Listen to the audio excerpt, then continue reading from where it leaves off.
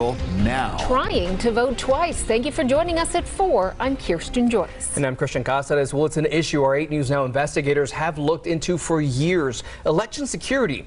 And now we're learning just how many people attempted to vote twice in the midterm election that happened last month.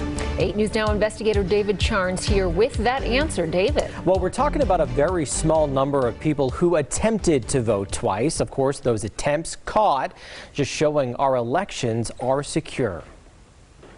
What did we see in terms of fraud in this election, if any? In every election, right? There are anomalies. There are things that warrant further investigation. In the 2020 election cycle, 2022 election cycle, was really no different in that regard. Deputy Secretary of State Mark Voloshin says state investigators have identified people who attempted to vote twice in last month's election. Those double votes did not make the count, with systems in place catching them. Were there individuals in our state who maybe made some bad decisions during the 22 general election? There were. It appears there were. Voloshin says one example is voting by mail and then attempting to vote in person or through a provisional ballot. But Voloshin won't give the exact number of people his office believes tried to cheat the system. We're talking small numbers.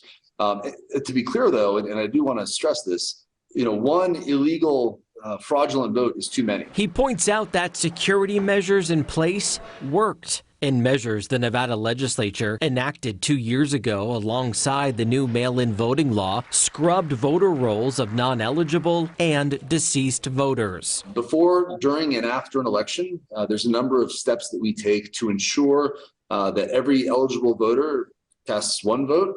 That individuals who are not eligible to vote are not able to. So far, one person in Nevada has faced voter fraud charges connected to the 2020 election. That case alone taking a combined 240 hours to investigate. We're simply as thorough and diligent as we possibly can be. We want the same thing you want. We want our elections to be secure.